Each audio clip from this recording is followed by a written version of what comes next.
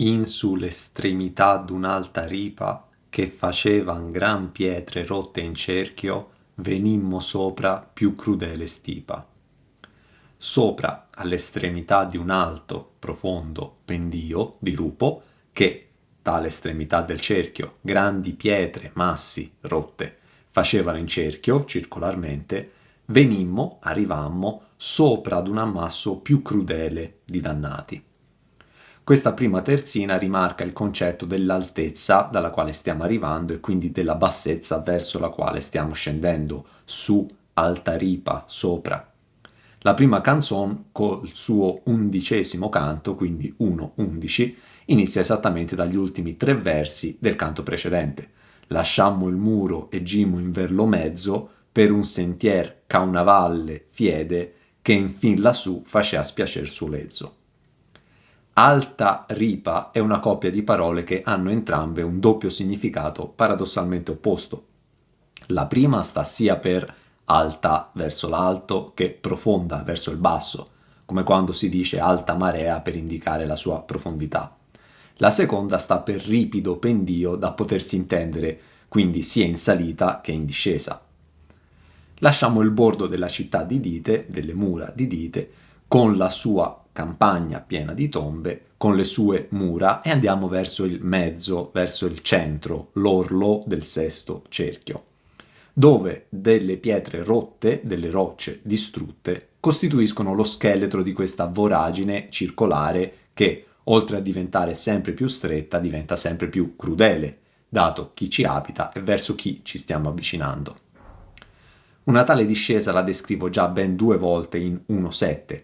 All'inizio, così scendemmo nella quarta lacca, cerchio, pigliando più della dolente, qui più crudele, ripa, come qui, che il mal dell'universo tutto insacca, qui stipa. E alla fine, così girammo della lorda, qui puzzo, pozza, grand'arco, qui cerchio, tra la ripa, come qui, secca, e il mezzo, come a fine di 1-10 in verlo mezzo. Lo stipare continua a significare ammassare, come ancora in 1-7. Hai giustizia di Dio, tante chi stipa 9 travaglie e pene quant'io viddi. E anche in 1-24, e poi mi fu la bolgia manifesta e vidivi entro terribile stipa. E per la quarta e ultima volta 1-31, dato che la parola stipa compare solo negli inferi, solo lì le ombre sono stipate.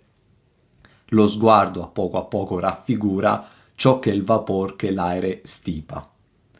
Procedendo con l'analisi delle prossime 2 terzine di questo canto, che è il più breve di tutta l'opera, ma come vedrai già da adesso densissimo di informazioni.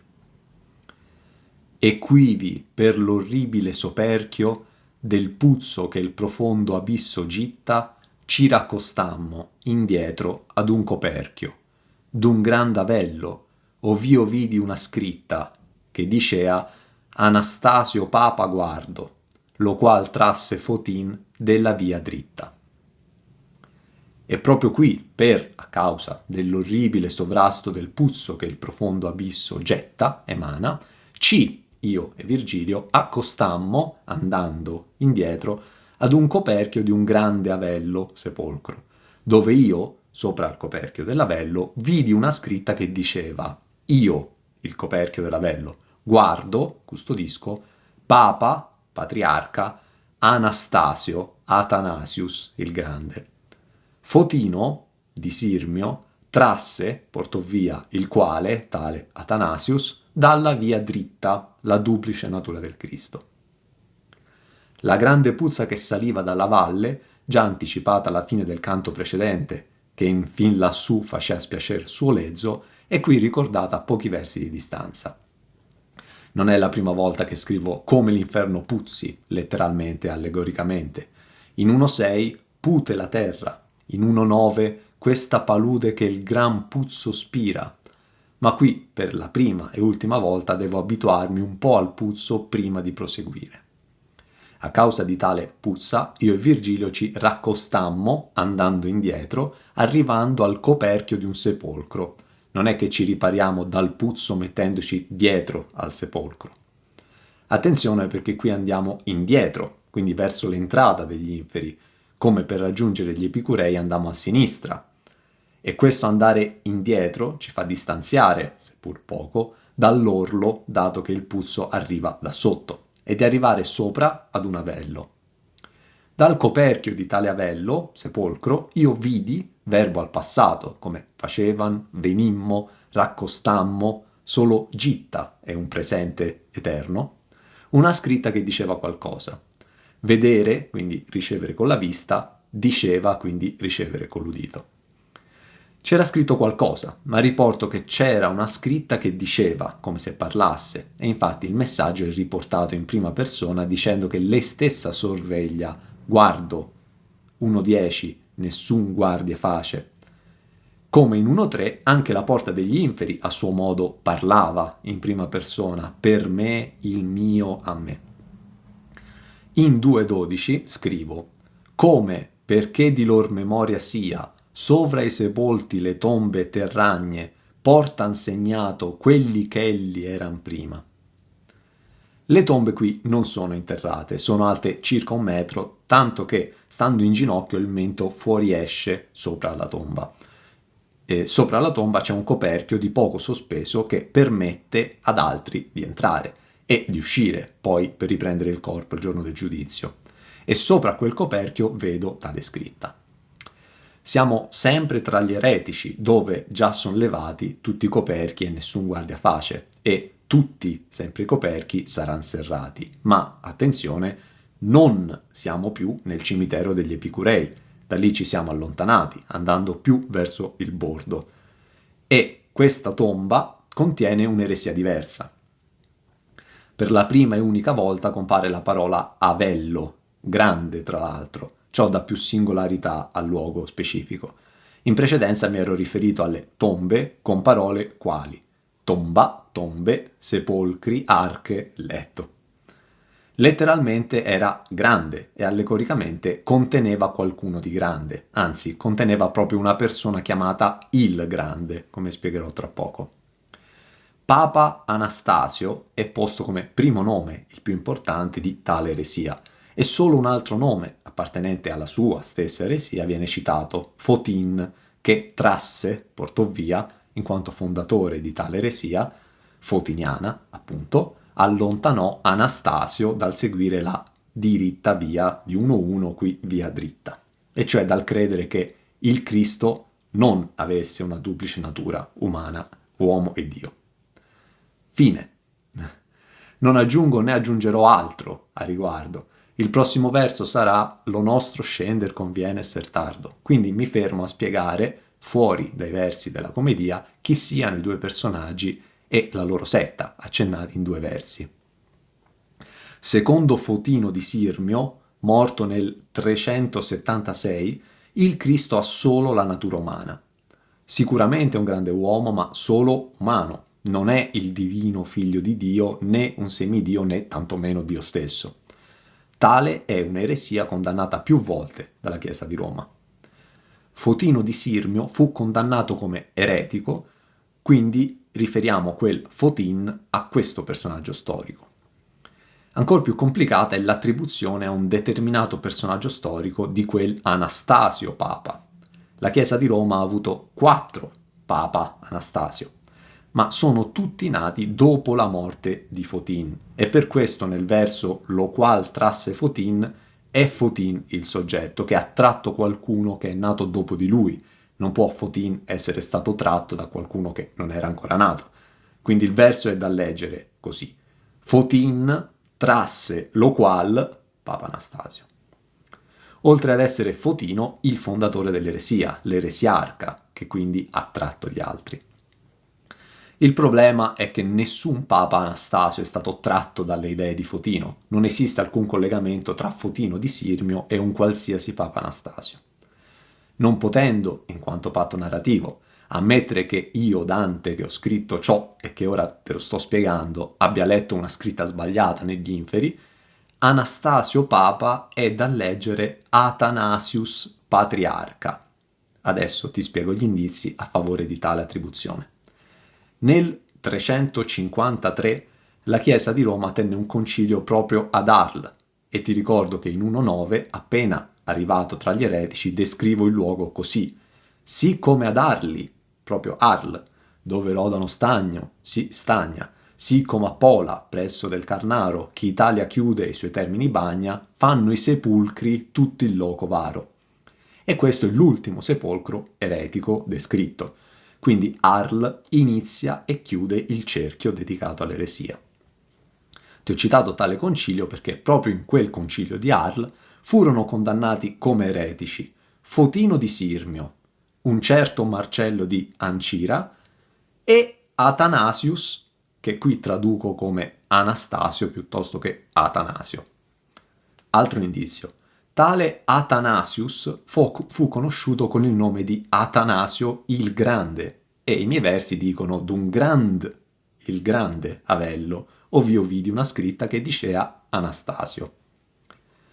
I nomi di Fotin e Athanasius sono quindi storicamente accomunati da tale concilio, oltre che dall'essere stati entrambi più volte esiliati e condannati appunto come eretici. Athanasius non era propriamente papa, ma padre della Chiesa e patriarca, alto titolo tra i vescovi di Alessandria. Altra conferma. Questa è la seconda scritta che parla. La prima scritta è appunto quella posta sopra alla porta, qui sul coperchio, degli inferi, qui di una tomba. E anche la prima scritta confermava l'essere contemporaneamente uno e tre di Dio. Giustizia mosse il mio alto fattore, fecemi la divina podestate, la somma sapienza e il grande amore. Ora che ti ho spiegato chi sono gli eretici, ti spiego qual è l'eresia. L'eresia contenuta in questa tomba è quindi quella fotiniana, con Fotin eresiarca, fondatore di tale setta, ma posticipato al nome più importante di Anastasio Papa. Niente di straordinario, abbiamo appena superato una tomba dove il primo dannato incontrato, quello messo più in rilievo, era Farinata, non certo il fondatore della tomba, della setta nella quale risiede per sempre nella tomba. Prima ancora di discutere se il Cristo abbia solo la natura umana o solo la natura divina, ritenere che il Cristo abbia solo una natura è un'eresia? Certo che sì. In 2.31, quindi in cima al Purgatorio, vedrò un carro trainato da la fiera, che è sola una persona in due nature. In 3.33, quindi in cima al Paradiso, vedrò nella profonda e chiara sussistenza dell'alto lume parvemi 3 giri di 3 colori e d'una contenenza.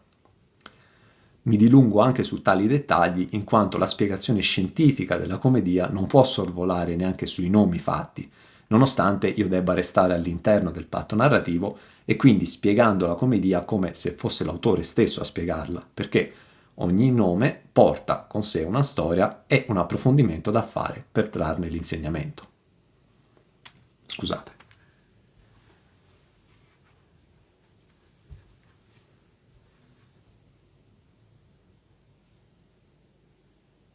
Esco momentaneamente dal patto narrativo per indossare i panni di me stesso.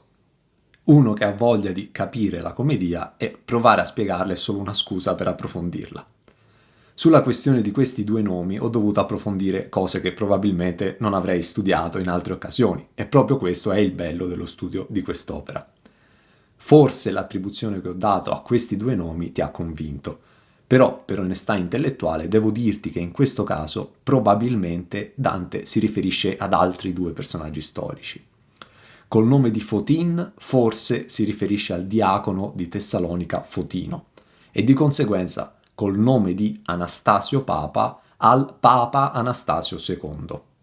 Questa è la spiegazione che trovi in pressoché tutti i commenti, e forse è l'attribuzione che Dante stesso dava, appoggiandosi alle fonti che aveva.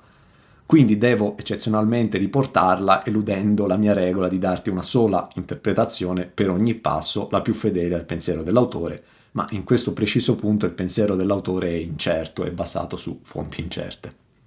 Anche questa seconda spiegazione presenta i suoi punti deboli, come quella che ho fatto io, ma effettivamente così Papa Anastasio resterebbe Papa Anastasio, seppur secondo, anche se secondo non c'è scritto, invece nel canto precedente c'è scritto il secondo Federico. Ma a conferma di questa ipotesi, aggiungo un'informazione che non ho trovato in nessun altro commento. Papa Anastasio II fu il 50° Papa della Chiesa di Roma, ma il primo a non essere stato santificato. Tutti gli altri 49 papi, prima di lui, sono stati fatti tutti santi, lui no. Chissà se Dante conoscesse anche questa informazione e ne abbia approfittato per mettere esplicitamente all'inferno questo primo papa non santificato. Basta, rientro nel patto narrativo. Esco.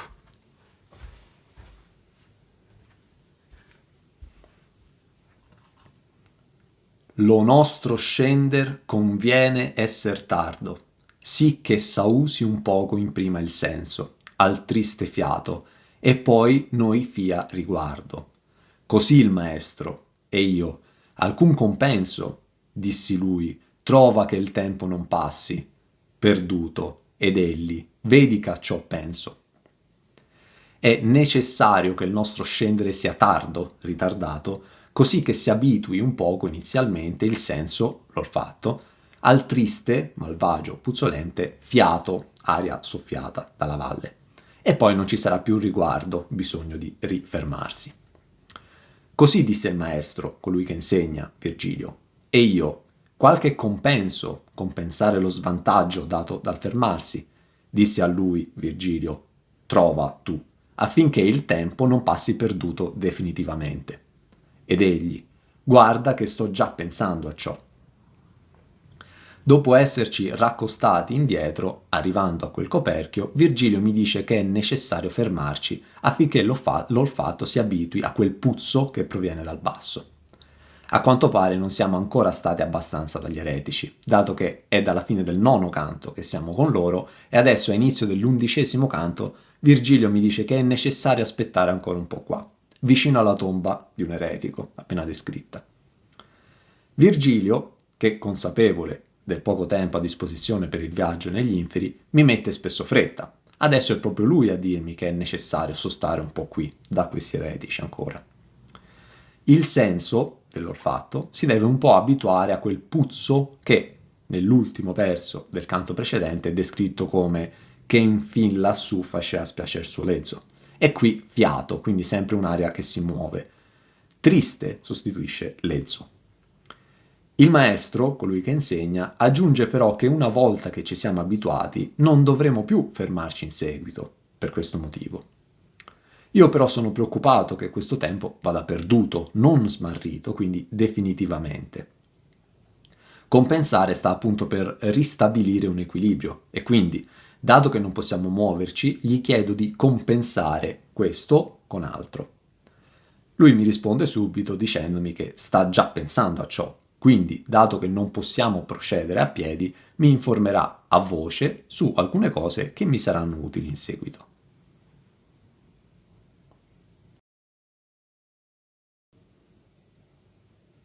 Figliuol mio, dentro da cotesti sassi, cominciò poi a dir, son 3 cerchietti, di grado in grado come que che lassi.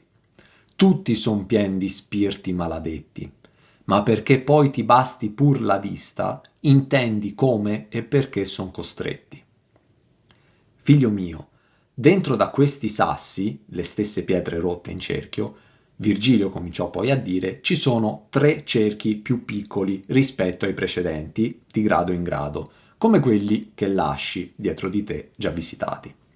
Tutti questi 3 cerchietti sono pieni di spiriti maledetti, dannati, ma affinché poi, quando saremo lì, ti basti, mi sia sufficiente solo la vista, vedere per capire, intendi già da ora come, in quale ordine e perché, per quali colpe, tali dannati sono costretti ammassati insieme. Virgilio, e ciò che rappresenta, mi chiama figliuol mio figliuolo, quindi lui è mio padre. Dentro a questi sassi, che sono sotto di noi e che a inizio canto scrivo che facevan gran pietre, qui sassi, rotte in cerchio, Virgilio mi dice che ci sono 3 cerchi, più piccoli però di quelli precedenti, seppur sempre enormi, cerchietti, dato che la fossa si va via via, di grado in grado, restringendo. Gli eretici, dove siamo tuttora, si trovano nel 6° cerchio, Sotto di loro Virgilio mi dice esserci altri 3 cerchi, quindi in tutto i cerchi infernali sono 9. Il numero del miracolo, il numero che si ottiene moltiplicando il 3 con il 3, eccetera. Grado è sinonimo di cerchio. In 1.9 scrivo discende mai alcun del primo grado, mentre riferendomi proprio a quel luogo, al limbo, in 1.4 scrivo nel primo cerchio che l'abisso cigne. Tutti e 3 questi cerchietti sotto di noi sono pieni di spiriti maledetti, anime dannate, e ci tengo a precisare che anima e spirito vengono qui usati anch'essi come sinonimi. Per usare bene questo tempo in cui siamo costretti a stare fermi, Virgilio quindi mi anticipa come e perché questi spiriti maladetti siano costringere stretti insieme a questi 3 diversi gradi, così che in seguito mi basti solo la vista per capire chi io stia incontrando, dato che la spiegazione l'ho già avuta qui in anticipo. Hai notato e noterai come la razionalità usata nella ripartizione degli inferi è usata anche nella matematica delle terzine di questo canto, la metrica diventa contenuto. Riguardo a spiriti maladetti, Vangelo di Matteo 25 da 41 a 46, allora dirà anche a quelli della sua sinistra: andate via da me, maledetti, nel fuoco eterno, preparato per il diavolo e per i suoi angeli, perché ebbi fame e non mi deste da mangiare, ebbi sete e non mi deste da bere, fui straniero e non mi accoglieste, nudo e non mi vestiste, malato e in prigione e non mi visitaste. Allora anche questi gli risponderanno dicendo: Signore, quando ti abbiamo visto aver fame o sete o essere straniero o nudo o ammalato in prigione e non ti abbiamo assistito? Allora risponderà loro: in verità vi dico che in quanto non l'avrete fatto a uno di questi minimi, non l'avete fatto neppure a me. Questi se ne andranno a punizione eterna, ma i giusti a vita eterna. Riguardo a maledetti e costretti, posti in rima, in 3.29 scrivo: principio del cader fu il maladetto, superbir di colui, dite, che tu vedesti, da tutti i pesi del mondo costretto.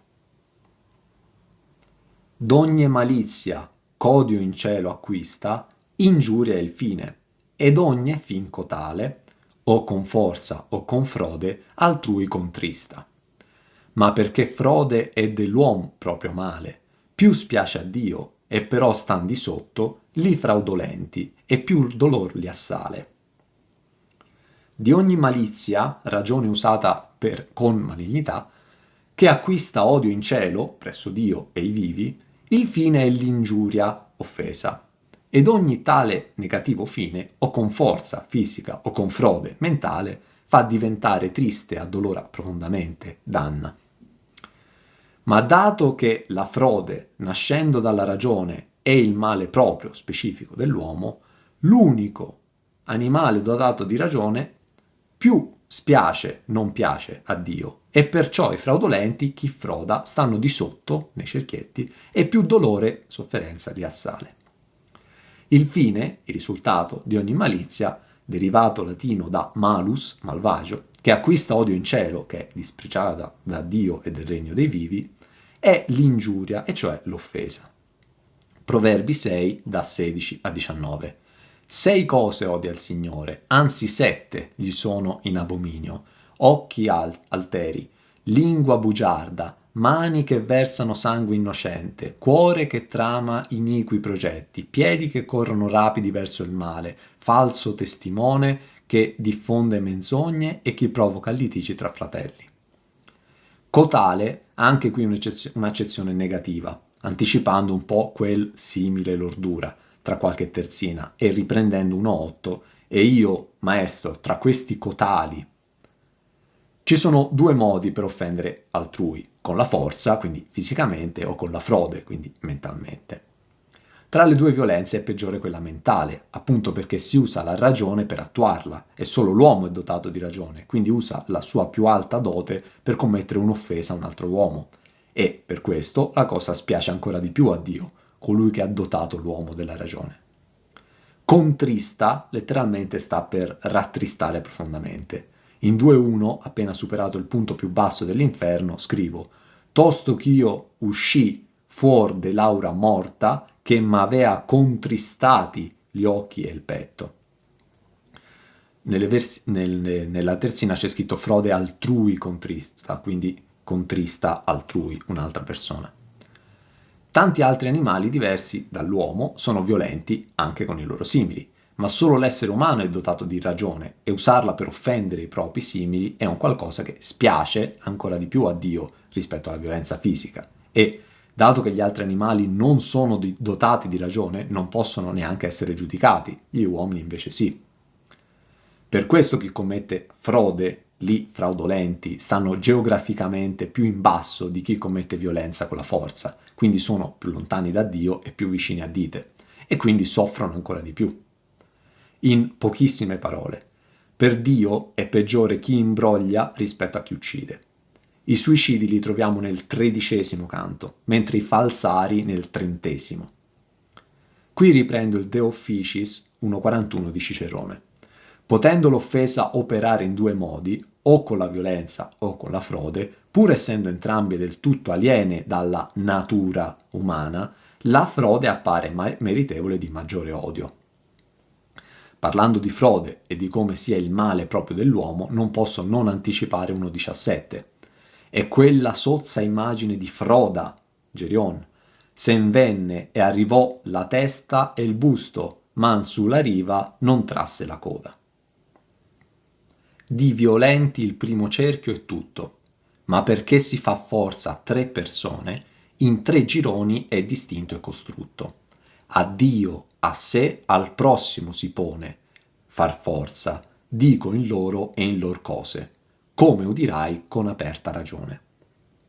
Il primo cerchio è tutto pieno di violenti, ma dato che facciamo forza, violenza, a 3 persone, in 3 gironi, tale primo cerchio è distinto e strutturato.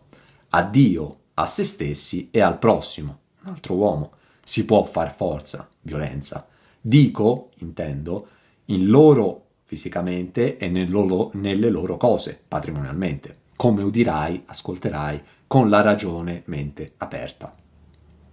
Il primo di questi 3 cerchietti, adesso cerchio, è riempito di violenti, quindi di chi usa la forza non giustificata. Interessante come Virgilio non lo chiami settimo cerchio, ma primo degli ultimi 3, creando ancora più distacco tra ciò che di meno odioso c'è sotto la porta degli inferi, limbo escluso, e ciò che di più odioso c'è sotto le mura di dite, eretici esclusi, per rimarcare ancora una volta la parziale esclusione di limbo ed eretici dall'inferno, oltre ai 2 magnanimi, oltre al sospesi, oltre all'andare verso l'alto e verso destra, al nessuno che gli fa da guardia, eccetera. Paganesimo ed eresia sempre trattati con una mano di riguardo. Dall'elenco mancheranno anche coloro che mai non furono vivi, di 1-3, dato che non fanno parte dell'inferno, ma solo degli inferi. Ma dato che tale forza non può essere usata contro 3 destinatari, dato che tale forza può essere usata contro 3 destinatari, Dio, se stessi e gli altri, allora per questo è diviso in 3 parti, dove ogni parte contiene una di queste 3 categorie. Esagerando, un segno della croce in cui, mantenendo lo stesso ordine, il Padre rimane Dio, i figli diventiamo noi e lo Spirito Santo ciò che ci circonda. Per la prima volta nell'opera compare la parola gironi e tra pochi versi di nuovo giron. Il girone è quindi un sottoinsieme di un cerchio, grado, una sua divisione interna, quindi è sbagliato dire in precedenza, ad esempio, girone dei lussuriosi o girone dei golosi. Quelli incontrati fino adesso sono cerchi o gradi, prima ancora di stabilire esattamente chi risieda lì. Virgilio ci tiene a puntualizzare, dico, che tale forza si può fare non solo fisicamente sui corpi, in loro, ma anche patrimonialmente, sulle proprietà, le loro cose. Non viene qui posta alcuna differenza tra chi è violento contro le persone e chi contro i patrimoni. L'unica differenza è il destinatario. Insomma, quel in loro e in loro cose intende in ciò che siamo e in ciò che abbiamo. L'ultimo verso ricorda come questa sia un'anticipazione, poi vedrò e ascolterò tutto in modo più approfondito.